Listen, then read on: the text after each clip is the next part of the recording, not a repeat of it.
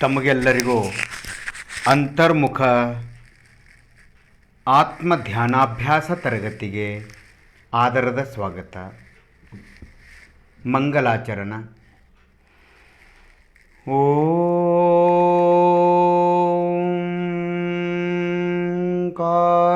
ಬಿಂದು ಸಂಯುಕ್ತಂ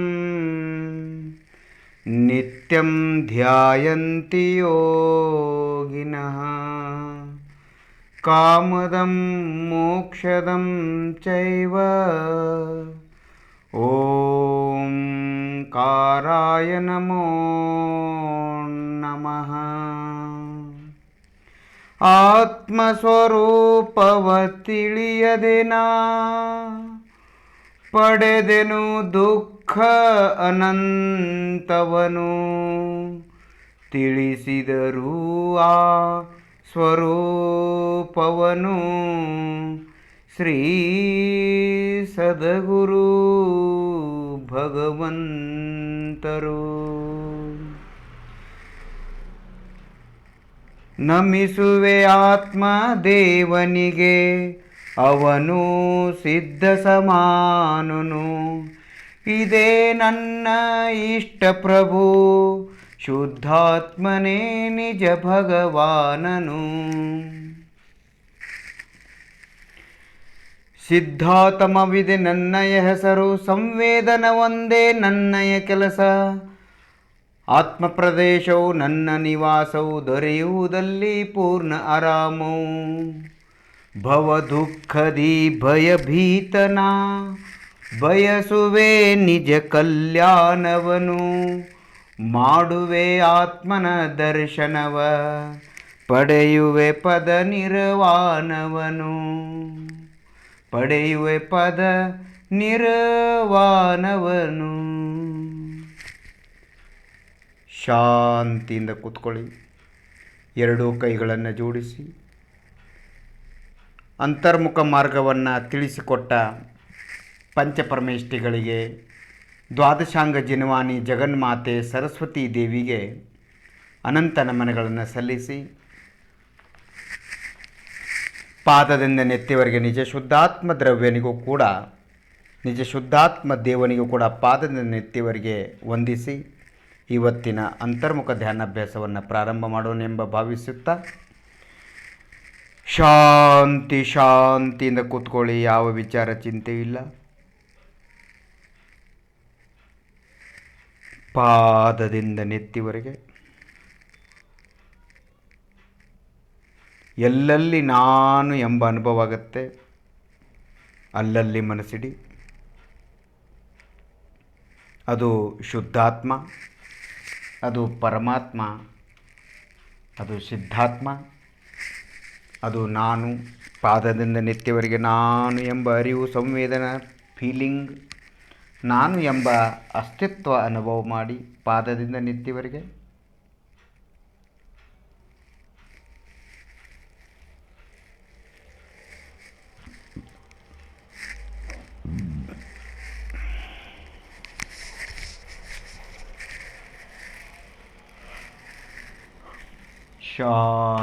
ಶಾಂತಿ ಅನುಭವ ಮಾಡಿ. ನಾನು ಶುದ್ಧ ಜಾತಿಯ ಶುದ್ಧಾತ್ಮ, ನನ್ನ ಸ್ವರೂಪವನ್ನು ಮರೆತು ನಾನು ಇಲ್ಲಿ ಬಂದಿದ್ದೇನೆ.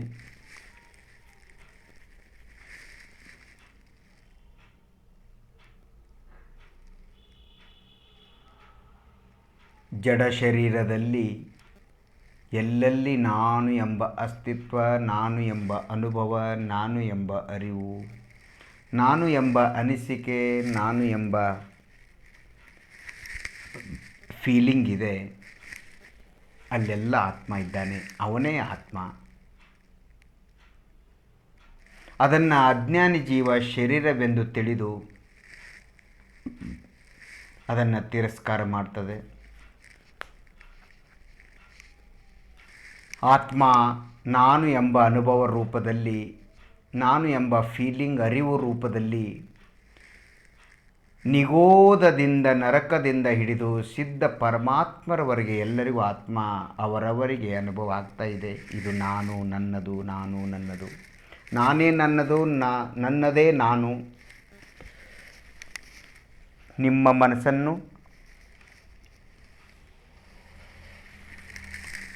ಸ್ಕ್ಯಾನ್ ಮಾಡಿ, ನಿಮ್ಮ ಮನಸ್ಸಿನ ಮೂಲಕ ಸ್ಕ್ಯಾನ್ ಮಾಡಿ ನಿಮ್ಮ ಸಂಪೂರ್ಣ ಶರೀರವನ್ನು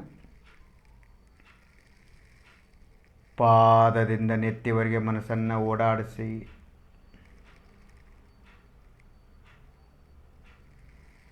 ಎಲ್ಲೆಲ್ಲಿ ನಿಮಗೆ ನಾನು ಎಂಬ ಅರಿವು ಅಸ್ತಿತ್ವ, ಇಲ್ಲಿ ನಾನಿದ್ದೇನೆ, ಕೈ ಕಾಲು ಬೆನ್ನು ಹೊಟ್ಟೆ ಇಲ್ಲೆಲ್ಲ ಕಡೆಗೂ ನಾನಿದ್ದೇನೆ ಅಂತ ಅನಿಸುತ್ತೆ. ನಿಮಗೆ ಅನಿಸ್ತಾ ಇದೆ, ಅನುಭವ ಆಗ್ತಾ ಇದೆ, ಫೀಲಿಂಗ್ ಆಗ್ತಾ ಇದೆ. ಅದೇ ಆತ್ಮ. ಅದು ಹೆಣ ಶವದಲ್ಲಿರುವುದಿಲ್ಲ, ಅನ್ಯ ಶರೀರಗಳಲ್ಲಿರುವುದಿಲ್ಲ, ಜಡವಸ್ತುಗಳಲ್ಲಿರುವುದಿಲ್ಲ, ಪಾಪ ಪುಣ್ಯ ಕ್ರಿಯೆಗಳಲ್ಲೂ ಇಲ್ಲ. ಶಾಂತಿ ಶಾಂತಿ ಅನುಭವ ಮಾಡಿ.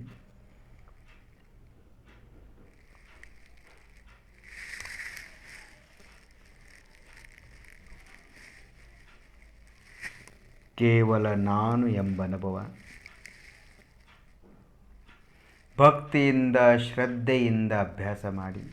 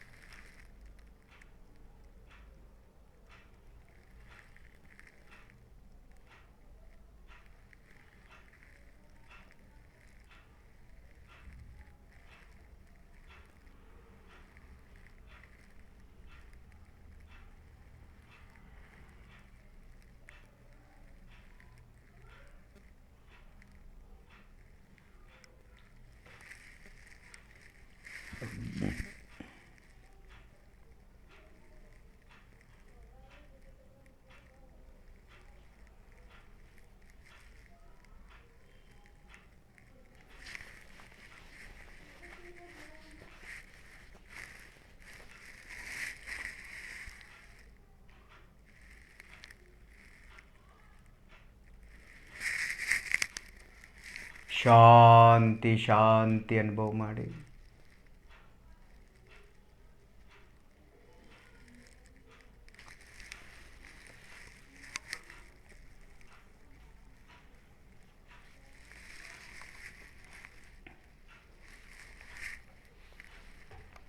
ನಿಮ್ಮ ಕೈಕಾಲುಗಳೆಲ್ಲಿವೆ? ನಿಮ್ಮ ಕೈಕಾಲುಗಳ ಉದ್ದಗಲದಪ್ಪ ಅನುಭವ ಮಾಡಿ. ಎಷ್ಟಿವೆ ಕೈಕಾಲುಗಳು? ಮೇಲೆ ಕೆಳಗೆ ಹಿಂದೆ ಮುಂದೆ ಎಲ್ಲಿವೆ ನೋಡಿ. ಕೈಕಾಲುಗಳಲ್ಲಿ ನಾನು ಎಂಬ ಅನುಭವ ಮಾಡಿ.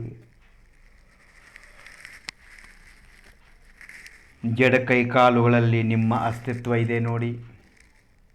ನಾನು ಎಂಬ ಅಸ್ತಿತ್ವ, ನಾನು ಎಂಬ ಅರಿವು ಅಸ್ತಿತ್ವ ನಿಮಗೆ ಕೈಕಾಲುಗಳಲ್ಲಿ ಅನುಭವ ಆಗ್ತಾ ಇದೆ. ಯಾರಾದರೂ ನಿಮ್ಮ ಕೈಕಾಲುಗಳನ್ನು ಹಿಡಿದ್ರೆ ನೀವು ಮೊದಲಿಗೆ ಹೇಳೋದೇ ವ್ಯವಹಾರ ಭಾಷೆ, ಅಂದರೆ ನನ್ನ ಕಾಲು ಬಿಡು, ನನ್ನ ಕೈ ಬಿಡು ಅಂತ. ಆಮೇಲೆ ಅವರು ಅಲ್ಲ, ನಾವು ಶರೀರವನ್ನು ಹಿಡ್ಕೊಂಡಿದ್ದೀವಿ, ನೀವು ಆತ್ಮ ತಾನೇ, ಹೋಗಿ ನಿಮ್ಮನ್ನು ನಾವು ಹಿಡ್ಕೊಂಡಿಲ್ಲ, ನಾವು ನಿಮ್ಮ ಶರೀರವನ್ನು ಹಿಡ್ಕೊಂಡಿದ್ದೀವಿ, ನಿಮ್ಮ ಆತ್ಮನನ್ನಲ್ಲ, ನೀವು ಹೋಗಿ ನೀವು ಆತ್ಮ ತಾನೇ ಅಂತಂದಾಗ ಆವಾಗ ತಲೆ ತಿನ್ನಬೇಡ, ನನ್ನನ್ನು ಬಿಡು ಅಂತ ಹೇಳ್ತೀರಿ. ಅದು ನಿಶ್ಚಯ ಭಾಷೆ. ಇದೇ ಜೈನ ಧರ್ಮದಲ್ಲಿ ವ್ಯವಹಾರ ನಿಶ್ಚಯ ಅಂದರೆ. ನನ್ನನ್ನು ಬಿಡು ಅಂತೀರಿ. ಯಾಕೆ ನನ್ನನ್ನು ಬಿಡು ಅಂದ್ರಿ? ಅದು ಜೈನ ಧರ್ಮ, ಸೈಕಾಲಜಿಕಲ್ ಧರ್ಮ. ನನ್ನನ್ನು ಬಿಡು ಯಾಕೆಂದರೆ ಅಲ್ಲಿ ನಿಮ್ಮ ಅಸ್ತಿತ್ವ, ನಿಮ್ಮ ಅನುಭವ, ನಿಮ್ಮ ನಾನೆಂಬ ಅಸ್ತಿತ್ವ ಅರಿವು ಇದೆ. ಅದೇ ಆತ್ಮ. ನೋಡಿ, ನಿಮ್ಮ ಎರಡೂ ಕೈಕಾಲುಗಳ ಉದ್ದಗಲದಪ್ಪ ಅನುಭವ ಮಾಡಿ. ಕೈಕಾಲುಗಳನ್ನು ಮುಂದಕ್ಕೆ ಚಾಚಿ ಸ್ವಲ್ಪ ಅಲುಗಾಡಿಸುತ್ತಾ ಅಥವಾ ಎಕ್ಸಸೈಸ್ ಮಾಡುವ ರೀತಿ ಮಾಡ್ತಾ ಕೈಕಾಲುಗಳನ್ನು ಸ್ವಲ್ಪ ಅಲುಗಾಡಿಸುತ್ತಾ ಕಾಲುಗಳ ಉದ್ದ ಅಗಲದಪ್ಪ ಅನುಭವ ಮಾಡಿ. ಕಾಲುಗಳಲ್ಲಿ ನಿಮಗೆ ಎಲ್ಲೆಲ್ಲಿ ನಾನು ಎಂಬ ಅಸ್ತಿತ್ವ, ಅನುಭವ, ಅರಿವು, ಫೀಲಿಂಗ್ ಆಗ್ತಾಯಿದೆ ನೋಡಿ. ಆ ಫೀಲಿಂಗ್ ಮೇಲೆ ಮಾತ್ರ ಮನಸ್ಸಿಡಬೇಕು. ಫೀಲಿಂಗ್ ಮಾತ್ರದ ಮೇಲೆ. ಅದೇ ಆತ್ಮ. ಇದೇ ರೀತಿ ಅಂತರ್ಮುಖ ಅಭ್ಯಾಸ, ಇದನ್ನೇ ಅಂತರ್ಮುಖ ಅಭ್ಯಾಸ ಅಂತ ಹೇಳೋದು. ಇದರ ಮೇಲೆ ಮನಸ್ಸಿಟ್ಟಾಗ ನಿಮಗೆ ಆನಂದ ಆನಂದ ಅನುಭವ ಆಗುತ್ತೆ. ಏಕಾಗ್ರತೆ ಹೆಚ್ಚಾಗ್ತಾ ಹೋಗ್ತದೆ. ನೀವು ಪರಿಪೂರ್ಣ ಏಕಾಗ್ರರಾಗಿ ಒಂದು ನಿಮಿಷ ಒಂದು ಸಮಯ ಮಾತ್ರ, ಒಂದು ಸಮಯ ಅಂದರೆ ಒಂದು ಸೆಕೆಂಡಿನಲ್ಲಿ ಅಸಂಖ್ಯಾತ ಅಗಣಿತ ಸಮಯಗಳಿರ್ತವೆ. ಆ ಅಸಂಖ್ಯಾತಿನಲ್ಲಿರ್ತಕ್ಕಂಥ ಆ ಸಮಯದ ಒಂದು ಸೆಕೆಂಡಿನಲ್ಲಿರ್ತಕ್ಕಂಥ ಅಸಂಖ್ಯಾತ ಸಮಯಗಳಲ್ಲಿ ಒಂದು ಸಮಯ ತುಂಬ ಚಿಕ್ಕ ಸಮಯ, ಅದು ಚಿಕ್ಕ ಟೈಮು. ಅಷ್ಟು ನೀವು ಆತ್ಮನಲ್ಲಿ ಲೀನಾದರೆ ಸಾಕು. ಇದು ಬಹಳ ಸರಳ ಸುಲಭ. ಅಷ್ಟು ಲೀನಾದರೆ ಸಾಕು, ನಿಮಗೆ ನಿರ್ವಿಕಲ್ಪ ಅನುಭೂತಿ ಆಗತ್ತೆ. ಈಗೇನು ನೀವು ಅನುಭವ ಮಾಡ್ತಾ ಇದ್ದೀರಿ ಪಾದದಲ್ಲಿ, ಇದು ಆತ್ಮನ ಅನುಭವವೇ. ಇದೇ ರೀತಿ ಮನಸ್ಸನ್ನು ಏಕಾಗ್ರಗೊಳಿಸಿದಾಗ ನಿಮಗೆ ನಿರ್ವಿಕಲ್ಪ ಅನುಭೂತಿ ಆಗತ್ತೆ. ಒಂದು ಸಮಯ ಏಕಾಗ್ರ ನಿರ್ವಿಕಲ್ಪ ಆದಾಗ ಆವಾಗ ಇದೇ ನಾನು ಎಂಬ ಅನುಭವ ಏನು ನಿಮಗೆ ಕೈಕಾಲುಗಳಲ್ಲಿ ಆಗ್ತಾಯಿದೆ ನಾನು ಅಂತ, ಇದೇ ನಿಮಗೆ ಅದ್ಭುತವಾಗಿ ಎಂದೂ ನನಗೆ ಈ ರೀತಿ ಸುಖ ಬಂದಿಲ್ಲ, ಯಾವ ಜೀವ ಮತ್ತು ಅಜೀವ ವಸ್ತುಗಳಲ್ಲೂ ನನಗೂ ಈ ರೀತಿ ಸುಖ ಶಾಂತಿ ಬಂದಿಲ್ಲ, ಹೆಂಡರು ಮಕ್ಕಳು ಹಣ ಸಂಪತ್ತಿ ಗಂಡ ಯಶಸ್ಸು ಕೀರ್ತಿ ಅಧಿಕಾರ ಯಾವುದರಲ್ಲೂ ನನಗಿಂತ ಸುಖ ಬಂದಿಲ್ಲ ಅಂತ ನಿಮ್ಗೆ ಅನುಭವ ಆಗತ್ತೆ. ಅದೇ ನಿರ್ವಿಕಲ್ಪ ಅನುಭೂತಿ. ಶಾಂತಿ ಶಾಂತಿ ಅನುಭವ ಮಾಡಿ.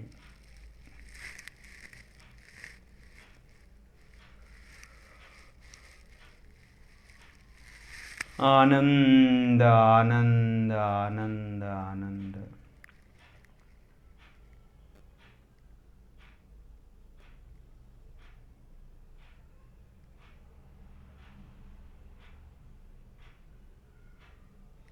ಇದು ಅಂತರ್ಮುಖ ಮಾರ್ಗ. ಈ ಮಾರ್ಗವನ್ನು ಬಿಡಬೇಡಿ. ಇದನ್ನು ಮುಕ್ತಿ ಸಿಗುವವರೆಗೆ ಮಾಡ್ತಾ ಹೋಗಿ. ಇದು ನಿಮಗೆ ನಿಜಕ್ಕೂ ಅತ್ಯಂತ ಕಡಿಮೆ ಭವಗಳಲ್ಲಿ 3 ಭವಗಳಲ್ಲಿ, ಅಧಿಕವೆಂದರೆ 8 ಭವಗಳಲ್ಲಿ ನಿಮಗೆ ಮುಕ್ತಿಗೆ ಕರ್ಕೊಂಡು ಹೋಗ್ತದೆ. ಎಲ್ಲ ಸಂಸಾರ ಸುಖವನ್ನು ಕೊಡ್ತದೆ. ಧರ್ಮದಿಂದ ಸಂಸಾರ ಸುಖ, ಧರ್ಮದಿ ದೊರೆಯುವುದು ನಿರ್ವಾಣ ಅಂತ ಹೇಳಿದ್ದಾರೆ. ಸೊ ಹಾಗಾಗಿ ಧರ್ಮದಿಂದ ಅಂತರ್ಮುಖ ಧ್ಯಾನಾಭ್ಯಾಸ ಮಾಡುವುದೇ ಧರ್ಮ. ಇದೇ ನಿಜವಾದ ಪುಣ್ಯ. ಇದು ಪುಣ್ಯ ಕರ್ಮರಹಿತ ಪುಣ್ಯ. ಇದು ಪವಿತ್ರ ಮಾಡುವ ಎಲ್ಲ ಆತ್ಮಗಳನ್ನು ಪವಿತ್ರ ಮಾಡತಕ್ಕಂತಹ ಪವಿತ್ರ ಅನುಷ್ಠಾನ. ಇದು ಅಂತರ್ಮುಖ ಧ್ಯಾನಾಭ್ಯಾಸ, ಆತ್ಮಧ್ಯಾನ. ನೋಡಿ, ನಿಮ್ಮ ಕೈಗಳ ಉದ್ದಗಲದ ಅನುಭವ ಮಾಡಿ. ಎಲ್ಲಿವೆ ನಿಮ್ಮ ಕೈಗಳು? ಹಿಂದೆ ಮುಂದೆ ಕೆಳಗೆ ಮೇಲೆ ಕೆಳಗೆ. 2 ಕೈಗಳ ಉದ್ದ ಅಗಲ ದಪ್ಪ ಅನುಭವ ಮಾಡಿ. ಯಾವ ಕೈಯಲ್ಲಿ ಯಾವ ರೀತಿ ಅನುಭವ ಆಗ್ತಾ ಇದೆ ನೋಡಿ. ಆ ಅನುಭವದ ಮೇಲೆ ಮಾತ್ರ ಮನಸ್ಸಿಡಬೇಕು.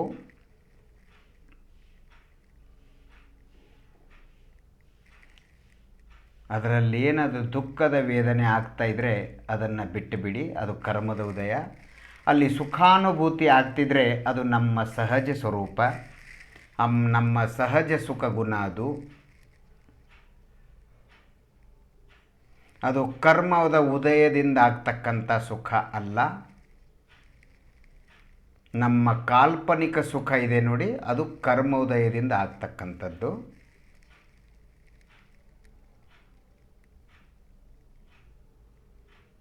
ಅದು ಮೋಹ ರಾಗ ದ್ವೇಷದಿಂದ ಆಗ್ತಕ್ಕಂಥದ್ದು. ಇದು ಒಂದು ಕಾಲಲ್ಲಿ ನೋವು ಆಗ್ತಾ ಇದೆ ಎಲ್ಲೋ, ಇನ್ನೊಂದು ಕಾಲಲ್ಲಿ ನೋವು ಆಗ್ತಾ ಇಲ್ಲ, ಅಥವಾ ಎಲ್ಲೋ ಒಂದು ಕಡೆಗೆ ಸುಖಾನುಭೂತಿ ಆಗ್ತಾ ಇದೆ, ಕೆಲವು ಕಡೆ ದುಃಖಾನುಭೂತಿ. ಆ ಸುಖಾನುಭೂತಿಯೇ ಆತ್ಮನ ಸಹಜ ಸುಖಗುಣ.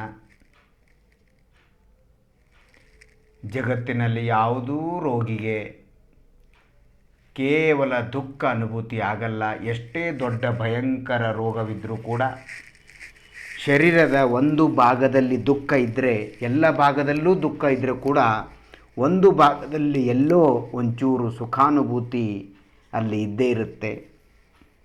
ಅದೇ ಆತ್ಮನ ಸಹಜ ಸುಖಗುಣ. ಅದು ಎಂದಿಗೂ ನಷ್ಟವಾಗಿ ಹೋಗುವುದಿಲ್ಲ. ಶಾಂತಿ ಶಾಂತಿ ಅನುಭವ ಮಾಡಿ.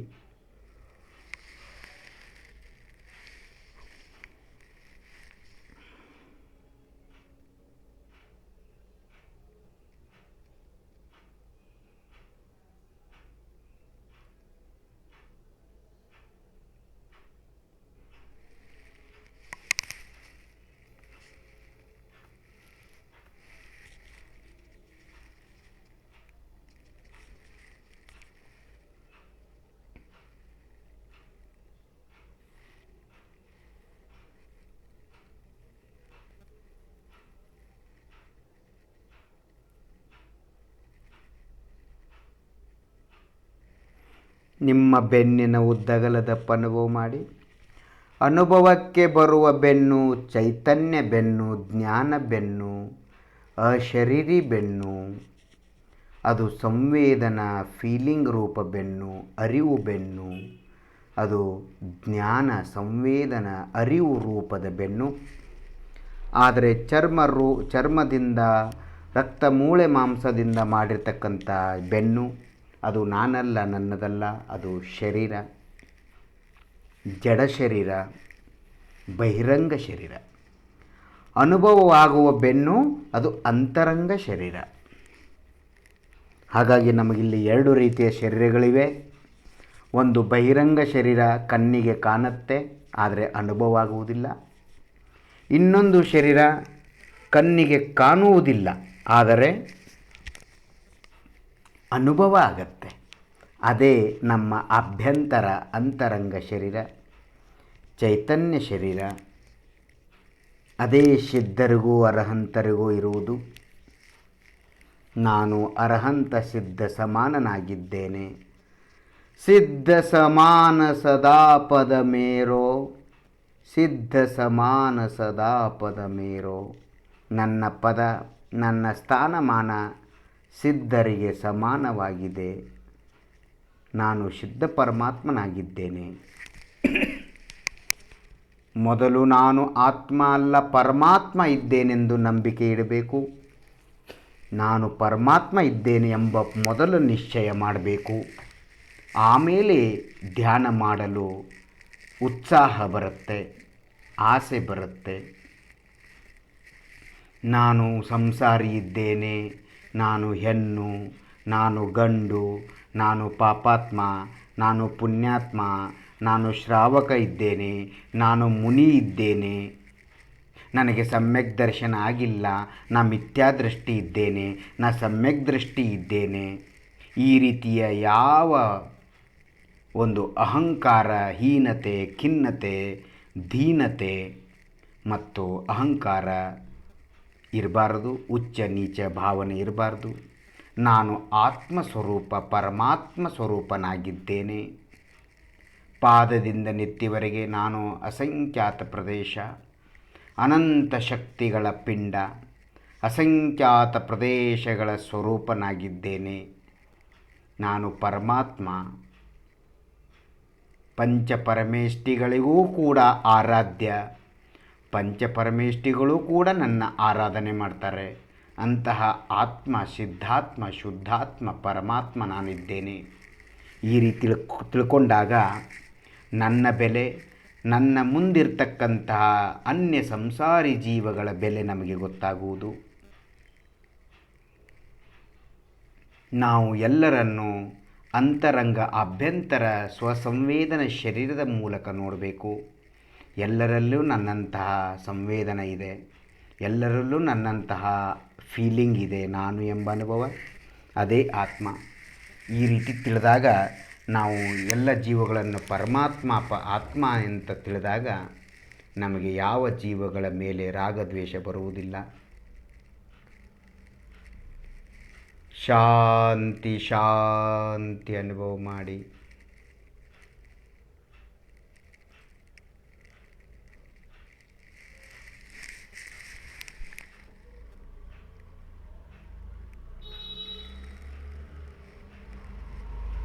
ನೋಡಿ, ನಿಮ್ಮ ಹೊಟ್ಟೆ ಒಳಗೆ ಹೊರಗೆ ಬರ್ತಾ ಇದೆ, ಹೋಗ್ತಾ ಇದೆ. ಹೊಟ್ಟೆಯ ಉದ್ದ ಅಗಲ ದಪ್ಪ ಸಂವೇದನೆ ಮಾಡಿ. ಹೊಟ್ಟೆ ಗೋಳಾಕಾರ,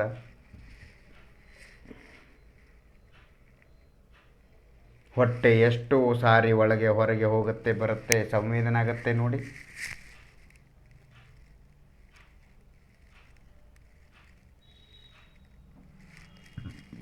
ಅಲ್ಲಿ ಆತ್ಮ ಪ್ರದೇಶಗಳಿವೆ.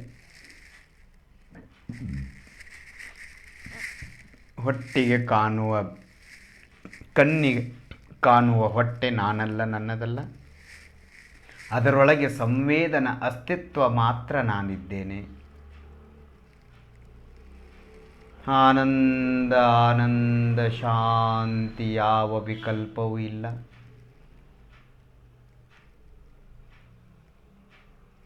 ಶಾಂತಿ ಶಾಂತಿ ಶಾಂತಿ.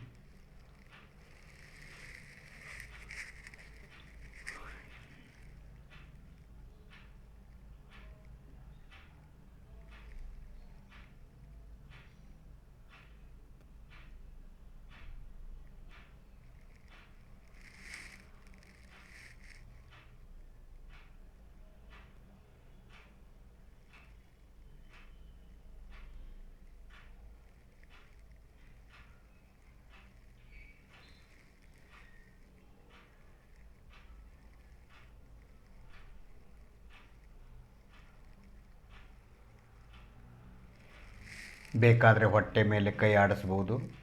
ಹೊಟ್ಟೆ ಮೇಲೆ ಕೈ ಆಡಿಸ್ತಾ ಆಡಿಸ್ತಾ ಸಂವೇದನ ಅನುಭವ ಮಾಡಿ.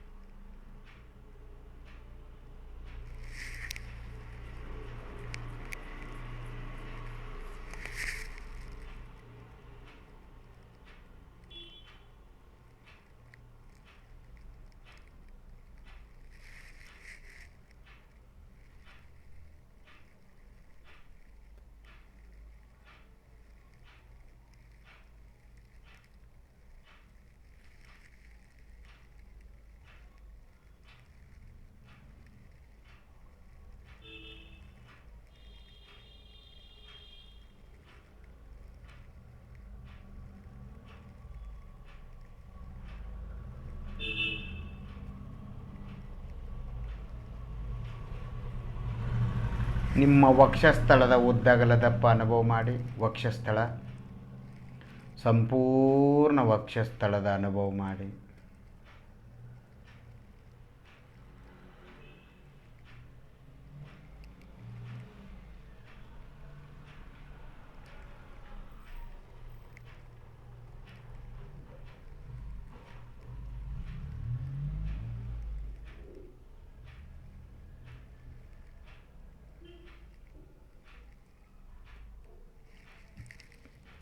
ಶಾಂತಿ ಶಾಂತಿ ಅನುಭವ ಮಾಡಿ.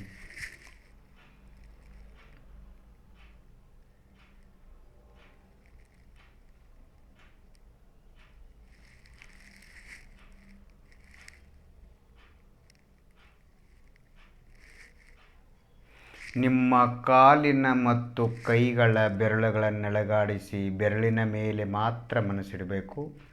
ಬೆರಳುಗಳ ಮೇಲೆ ಮಾತ್ರ 20 ಬೆರಳುಗಳು. ಒಂದೊಂದು ಬೆರಳಿನ ಮೇಲೆ ಮನಸ್ಸಿಡ್ತಾ ಅಳುಗಾಡಿಸ್ತಾ ಇಡ್ತಾ ಮನಸ್ಸಿಡ್ತಾ ಅಳುಗಾಡಿಸ್ತಾ ಒಂದೊಂದು ಬೆರಳನ್ನು ಮಾಲಿಷ್ ಮಾಡ್ತಾ ಮನಸ್ಸಿನ ಮೂಲಕ ಉಜ್ಜುತ್ತಾ ಅದರ ಮೇಲೆ ಸಂವೇದನದ ಮೇಲೆ ಮನಸ್ಸಿಡಿ. ನಾವು ಇಲ್ಲಿ ಆತ್ಮನ ಕೆಲವು ಪ್ರದೇಶಗಳ ಮಾತ್ರ ಧ್ಯಾನ ಮಾಡ್ತಾ ಇದ್ದೇವೆ. ಮೇಲಿನ ಪ್ರದೇಶಗಳನ್ನು ಧ್ಯಾನ ಮಾಡುವಾಗ ಕೆಳಗಿನ ಪ್ರದೇಶಗಳು ಬಿಟ್ಟು ಹೋಗ್ತವೆ. ಕೆಳಗಿನ ಪ್ರದೇಶಗಳ ಧ್ಯಾನ ಮಾಡುವಾಗ ಮೇಲಿನ ಪ್ರದೇಶಗಳನ್ನು ಬಿಟ್ಟು ಹೋಗ್ತವೆ. ಇದಕ್ಕೆ ಯಾರಾದರೂ ಇದು ಅಖಂಡ ಧ್ಯಾನ, ಇದು ಖಂಡ ಧ್ಯಾನ, ಇದು ಆತ್ಮ ಧ್ಯಾನ ಅಲ್ಲ. ಯಾಕಂದರೆ ಆತ್ಮ ಅಖಂಡನಿದ್ದಾನೆ. ಹಾಗಾಗಿ ನೀವು ಅಖಂಡ ಧ್ಯಾನ ಮಾಡಬೇಕು ಅಂತ ಹೇಳಿದರೆ ಅದು ಅಸಂಭವ. ಯಾಕಂದರೆ ಆತ್ಮ ಅಖಂಡನಾಗಿದ್ದರೂ ಕೂಡ ನಾವು ಮತಿಶ್ರುತ ಜ್ಞಾನದಿಂದ ಧ್ಯಾನ ಮಾಡ್ತಾ ಇದ್ದಿದ್ದರಿಂದ ಮತಿಶ್ರುತವು ಒಂದೊಂದು ವಸ್ತುವನ್ನು ಕ್ರಮಕ್ರಮವಾಗಿ ತಿಳಿತದೆ. ಅದರಲ್ಲಿ ಸಂಖ್ಯಾತ ವಸ್ತುಗಳನ್ನು ತಿಳಿಯುವ ಮಾತ್ರ ಶಕ್ತಿ ಇದೆ. ಅಸಂಖ್ಯಾತ ವಸ್ತುಗಳನ್ನು ತಿಳಿಯುವ ಶಕ್ತಿ ಮತಿಶ್ರುತದಲ್ಲಿಲ್ಲ. ಹಾಗಾಗಿ ನಾವು ಇಲ್ಲಿ ಕೆಲವು ಪ್ರದೇಶಗಳ ಸಂವೇದನದ ಮೂಲಕ ಅಖಂಡ ಆತ್ಮನ ಸಂವೇದನ ಮಾಡ್ತಾ ಇದ್ದೇವೆ. ನಾವೊಂದು ಲಾಡು ತಿಂತೇವೆ, ನಾವು ಕಬ್ಬು ತಿಂತೇವೆ, ನಾವು ಯಾವುದೋ ಒಂದು ಪದಾರ್ಥವನ್ನು ತಿನ್ನುವಾಗ ಅದನ್ನು ಕೆಳಗೆ ಮೇಲೆ ಅಕ್ಕಪಕ್ಕ ಹಿಂದೆ ಮುಂದೆ ಒಳಗೆ ಹೊರಗೆ ಎಲ್ಲಿಂದ ತಿಂದರೂ ಕೂಡ ಅದಕ್ಕೇನಂತಾರೆ, ನಾವು ವಸ್ತುವನ್ನು ತಿಂತಾ ಇದ್ದೇವೆ ಅಂತಾರೆ. ವಸ್ತುವಿನ ಖಂಡವು ಅದು ಕೂಡ ವಸ್ತುವೇ. ಲಾಡುವಿನ ತುಣುಕವೂ ಕೂಡ ಲಾಡುನೇ. ಅದಕ್ಕೆ ಯಾರು ಲಾಡು ಅಲ್ಲ ಅಂತ ಯಾರೂ ಹೇಳಲ್ಲ. ಲಾಡುವಿನ ತುಣುಕವೂ ಕೂಡ ಲಾಡುನೇ. ಅಖಂಡ ತಿಂದರೂ ಅದೇ ಸ್ವಾದ, ಲಾಡುವನ್ನು ತುಣುಕು ತುಣುಕು ಮಾಡಿ ತಿಂದರೂ ಕೂಡ ಅದೇ ಸ್ವಾದ. ಹಾಗಾಗಿ ಇದು ಖಂಡ ಧ್ಯಾನ ಅಂತ ತಿಳ್ಕೊಬೇಡಿ, ಇದು ಅಖಂಡ ಧ್ಯಾನ. ಯಾಕೆಂದರೆ ಆತ್ಮ ಇದ್ದಾನೆ. ಆತ್ಮ ಅಖಂಡನಿದ್ದರಿಂದ ಅಖಂಡ ವಸ್ತುವಿನ ಖಂಡ ಧ್ಯಾನವು ಅಖಂಡವೇ. ನಮ್ಮ ಕೈಯನ್ನು ಹಿಡಿದ್ರೂ ಕೂಡ ನನ್ನನ್ನು ಹಿಡಿದಿದ್ದೀರಿ ಅಂತ ಹೇಳ್ತೀರಾ ನೀವು. ನಿಮ್ಮನ್ನು ಪೂರ ಹಿಡಿದಿಲ್ಲ ನಾವು, ಆದರೂ ನೀವೇನಂತೀರಿ, ನನ್ನನ್ನು ಹಿಡ್ಕೊಂಡಿದ್ದಾರೆ ಅಂತೀರಿ. ಮಗು ಒಂದು ಬೆರಳನ್ನು ಹಿಡ್ಕೊಂಡ್ರೂ ಕೂಡ ನನ್ನನ್ನು ಹಿಡ್ಕೊಂಡಿದ್ದೀರಿ ಅಂತೀರಿ. ಅಲ್ಲಿ ಬೆರಳು ಅಂಗ, ನೀವು ಅಂಗಿ. ಅಂಗಿ ಅಂದರೆ ದ್ರವ್ಯ, ಅಖಂಡ, ಬೆರಳು ಖಂಡ. ಅಖಂಡದ ಖಂಡವನ್ನು ಹಿಡಿದರೂ ಕೂಡ ಅಖಂಡವನ್ನು ಹಿಡಿದಿದ್ದೀರಿ ಅಂತಲೇ ಲೆಕ್ಕ ಬರ್ತದೆ. ಹಾಗೆ ಶಾಸ್ತ್ರದ ಭಾಷೆಯಲ್ಲಿ ಹೇಳಿದ್ದಾರೆ, ಅಂಶವೂ ಕೂಡ ಅಂಶಿನೇ, ಅಂಶವೂ ಕೂಡ ಅಂಶಿನೇ ಅಂತ ಹೇಳ್ತಾರೆ. ಸೊ ಹಾಗಾಗಿ ಇಲ್ಲಿ ನಾವು ಖಂಡ ಧ್ಯಾನ ಮಾಡಿದರೂ ಕೂಡ ಸ್ವಾದ ಆತ್ಮನಂದೇ ಬರ್ತಾಯಿದೆ, ಆತ್ಮದ್ದೇ ಬರ್ತಾಯಿದೆ. ಎಲ್ಲ ಪ್ರದೇಶಗಳ ಸ್ವಾದ ಬರುತ್ತೆ. ಕಲ್ಲಸಕ್ಕರೆ ಮೇಲಿಂದ ತಿಂದರೂ ಅದೇ ಸ್ವಾದ, ಕೆಳಗಿಂದ ತಿಂದರೂ ಅದೇ ಸ್ವಾದ. ಹಾಗಾಗಿ ಇದು ನಾವು ಖಂಡ ಧ್ಯಾನ ಮಾಡಿದರೂ ಕೂಡ ಆತ್ಮ ಅಖಂಡನಾಗಿದ್ದರಿಂದ ಅಖಂಡ ಅನುಭವವೇ ಆಗತ್ತೆ. ಶಾಂತಿ ಶಾಂತಿ ಅನುಭವ ಮಾಡಿ.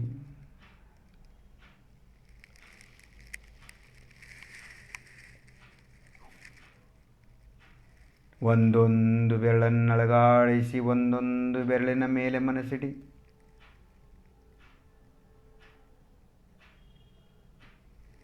ಕಿರುಬೆರಳು ಎಲ್ಲಿದೆ ನೆನಪು ಮಾಡ್ಕೊಳ್ಳಿ, ಅಲ್ಲೇ ಮನಸ್ಸು ಹೋಗುತ್ತೆ ನೋಡಿ, ಅಲ್ಲೇ ಸಂವೇದನೆ ಆಗುತ್ತೆ ನೋಡಿ, ಅದೇ ಬೆರಳಿನ ಸಂವೇದನೆ ಆಗುತ್ತೆ. ಕಿರುಬೆರಳು ಎಲ್ಲಿ, ಅದನ್ನು ನಾವು ಬೆರಳುಗಳಿಂದ ಮಾಲಿಷ್ ಮಾಡಿ ಹಿಂದೆ ಮುಂದೆ ಕೆಳಗೆ ಅಕ್ಕಪಕ್ಕ.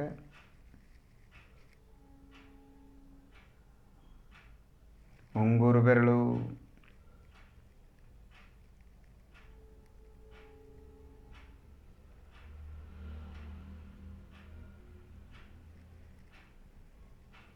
ಮಧ್ಯ ಬೆರಳು,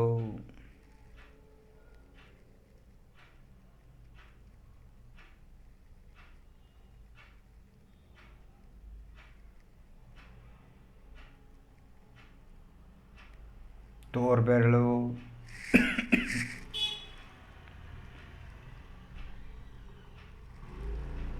ಹೆಬ್ಬೆರಳು,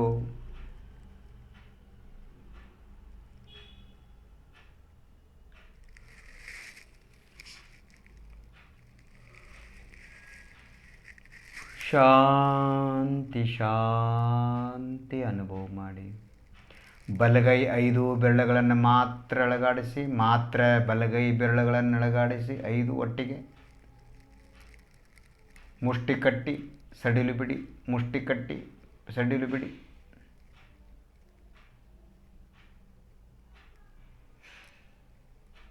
ಶಾಂತಿ ನೆಮ್ಮದಿ ಅನುಭವ ಮಾಡಿ.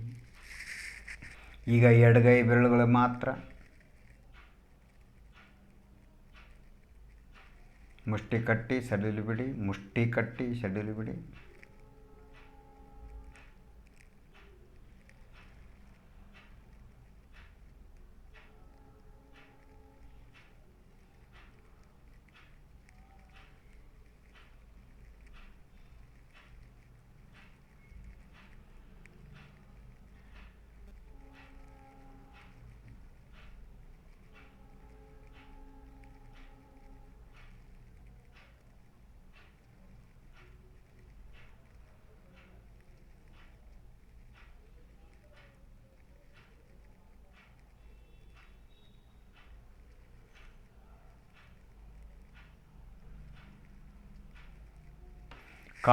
ಬಲಗಾಲಿನ 5 ಬೆರಳುಗಳನ್ನು ಅಲುಗಾಡಿಸಿ ಕೇವಲ ಬಲಗಾಲು.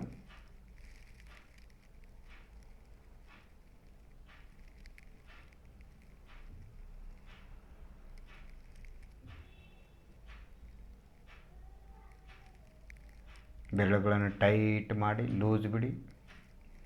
ಬಿಗಿ, ಸಡಿಲು, ಸಡಿಲು, ಬಿಗಿ.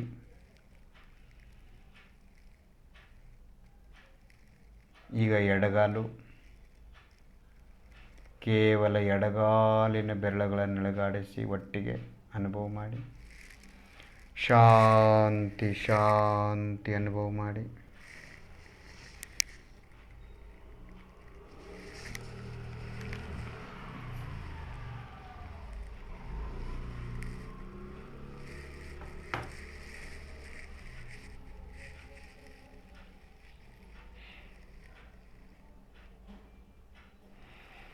ಐದು ಬೆರಳುಗಳನ್ನು ಕೂಡಿಸಿ ಹುಬ್ಬುಗಳ ಮಧ್ಯದಲ್ಲಿಡಿ.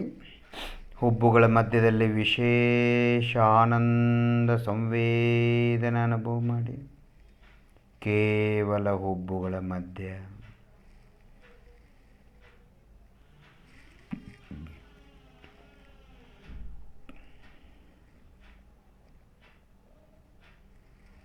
ಇಲ್ಲಿ ಆತ್ಮನ ಪ್ರದೇಶಗಳು ಅತ್ಯಂತ ಘನವಾಗಿ ಕೂಡಿಕೊಂಡಿವೆ.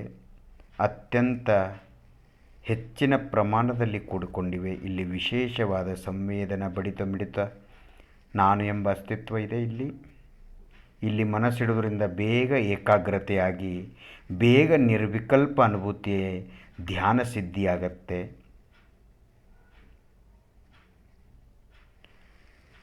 ಅದ್ಭುತ ಅದ್ಭುತ ಅದ್ಭುತ ಪರಮಾಶ್ಚರ್ಯ ಆನಂದವಾಗತ್ತೆ.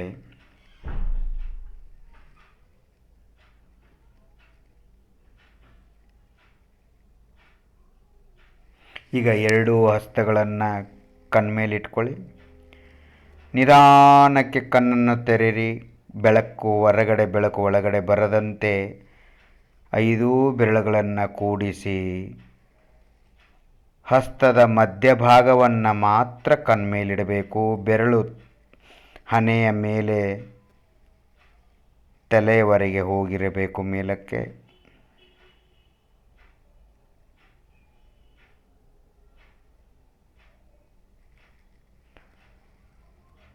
ಕಣ್ಣುಗಳನ್ನು ನಿಧಾನಕ್ಕೆ ತೆರೆದು ಪಾದದಿಂದ ನೆತ್ತಿವರೆಗೆ ನಾನು ಎಂಬ ಅನುಭವ ಮಾಡಿ. ನಿಮ್ಮ ಮನಸ್ಸನ್ನು ಬೇಗ ಬೇಗ ಓಡಾಡಿಸಿ. ಕೈ, ಕಾಲು, ಬೆನ್ನು, ಬೆರಳು,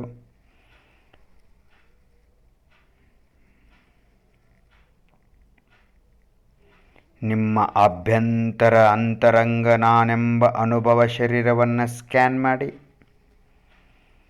ಈ ರೀತಿ ಮನಸ್ಸು ಓಡಾಡೋದ್ರಿಂದ ಅಲ್ಲಿ ಸರಿಯಾಗಿ ವಾಯು ಓಡಾಡತ್ತೆ. ವಾಯು ಸರಿಯಾಗಿ ಓಡಾಡೋದ್ರಿಂದ ರಕ್ತ ಓಡಾಡತ್ತೆ. ರಕ್ತ ಒಂದು ಚೆನ್ನಾಗಿ ಓಡಾಡಿದರೆ ಅಲ್ಲಿ ಯಾವ ಕಾಯಿಲೆ, ರೋಗಗಳು ಬರುವುದಿಲ್ಲ. ಅದಕ್ಕಾಗಿ ಬೆಳಗಿನಿಂದ ಸಂಜೆ ಮಲಗುವವರೆಗೆ ನಿಮ್ಮ ಮನಸ್ಸನ್ನು ಪಾದದಿಂದ ನೆತ್ತಿವರೆಗೆ ಓಡಾಡಿಸ್ತಾ ಇರಬೇಕು. ಎಲ್ಲ ದೈನಿಕ ಕಾರ್ಯಗಳನ್ನು ಮಾಡ್ತಾ ಇದ್ದರೂ ಕೂಡ, ಪ್ರವಚನ ಕೇಳ್ತಾ ಇದ್ದರೂ ಕೂಡ ನಿಮ್ಮ ಮನಸ್ಸು ಒಳಗಡೆ ಓಡಾಡ್ತಾ ಇರಬೇಕು. ಆವಾಗ ಪ್ರವಚನ ಇನ್ನೂ ಬೇಗ ಅರ್ಥ ಆಗತ್ತೆ, ಚೆನ್ನಾಗಿ ಅರ್ಥ ಆಗತ್ತೆ. ಯಾವುದೇ ಕೆಲಸ ಮಾಡಬೇಕಾದರೂ ಕೂಡ ನಿಮ್ಮ ಮನಸ್ಸನ್ನು ಒಳಗಡೆ ಓಡಾಡಿಸ್ತಾ ಇರಬೇಕು, ಪಾದದಿಂದ ನೆತ್ತಿವರೆಗೆ. ಈಗ ಮೊದಲು ಕೈಯನ್ನೆತ್ತಿ ಮಂಡಿಗಾಲ ಮೇಲಿಡಿ. ಆಮೇಲೆ ಇನ್ನೊಂದು ಕೈಯನ್ನೆತ್ತಿ ಇನ್ನೊಂದು ಮಂಡಿಗಾಲ ಮೇಲಿಡಿ. ನಿಧಾನಕ್ಕೆ ಕಣ್ಣು ಮುಚ್ಚಿರಬೇಕು. ಮತ್ತು ಕೈಗಳನ್ನು ಎತ್ತೋಕ್ಕಿಂತ ಮುಂಚೆ ಕಣ್ಣು ಮುಚ್ಚಿರಬೇಕು. ಶಾಂತಿ ಶಾಂತಿ ಅನುಭವ ಮಾಡಿ.